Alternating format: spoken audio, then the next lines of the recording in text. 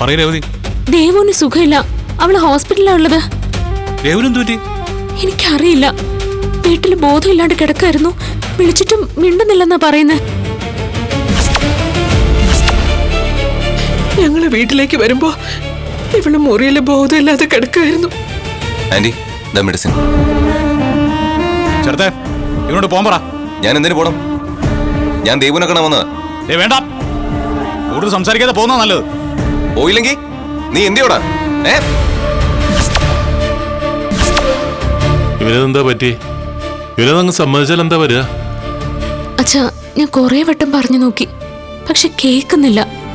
എന്തായാലും സച്ചി വരട്ടെ, ഞാൻ അവനോട് കാര്യം സംസാരിച്ചു നോക്കാം.